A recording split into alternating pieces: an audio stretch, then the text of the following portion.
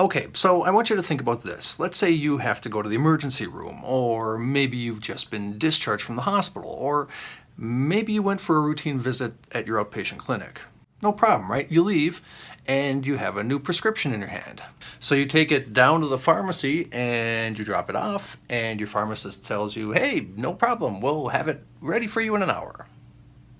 And then you go back to the pharmacy a little while later and you're looking to pick up your medications, but the pharmacist says to you, he says, well, there's been a problem. We can't fill your medications because we're waiting on a prior authorization from your insurance company or from your doctor.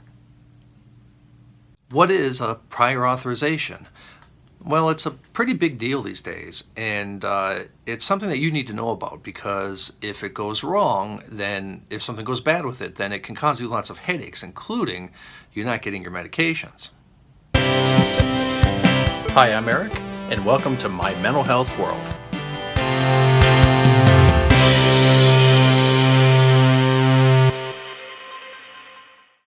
Okay, so let's ask the question first. What do we mean by prior authorization? Maybe you've heard that term. It's a process where your doctor has to check with your insurance company first before he or she prescribes you any medications. I want to make sure that those medications are covered by your health insurance. Your healthcare insurance won't pay for your medications until it's sure that it's the most appropriate and least expensive option possible. There are a lot of medications, especially those used to treat mental illness, which are extremely expensive. Let me give you some examples.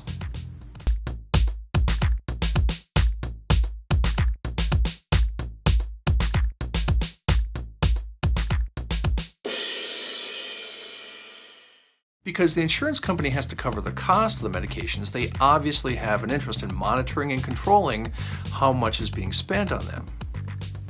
So then the prior authorization provides a second level of scrutiny to catch any possible safety issues and to help manage with costs and savings. And the insurance company won't authorize the prescription until it receives the okay from the doctor.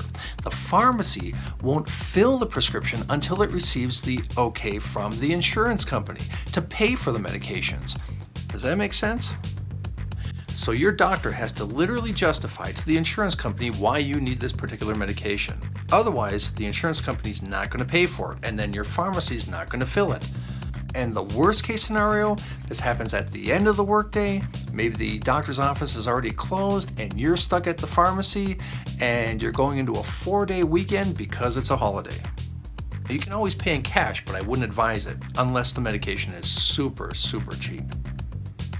So then what do you do if the pharmacist tells you that he can't fill your medications because he hasn't yet received that prior authorization? Well, the pharmacy's not going to help you. They've already said that they can't do anything with your medications until that prior authorization comes in. And I wouldn't recommend calling the insurance company unless you like being put on hold and navigating phone menus and dealing with a lot of bureaucracy. So my recommendation is to go back to the hospital or the emergency room or the outpatient clinic and track down the doctor who wrote that prescription, the doctor or the doctor's nurse or somebody on that clinical team, and have them work with you to try to resolve the problem. I mean, I get that it may not be the most practical option to have to get in the car and drive all the way back to an emergency room or to a doctor's office, that might be a real pain in the neck. But I'm telling you, dealing with people on problems like this, on issues like this in the mental health world, dealing with people on a face-to-face basis is always the better option. Sure, you could do it over the phone. You could try to resolve this over the phone, but I can't guarantee what the results are going to be. Okay, well, there you go. Now you know what a prior authorization is, what function it serves, and why it's so important, and what to do if you have a problem filling your medications because of a glitch in the prior authorization process. If you have any comments or questions or complaints, you can email me at ericmentalhealth@gmail.com. That's ericmentalhealth@gmail.com. And don't forget to subscribe to this channel, because we're going to be uploading a lot more information and a lot more videos in the weeks to come. Oh, just one more thing. The information provided in this video and all my videos is intended for educational purposes only.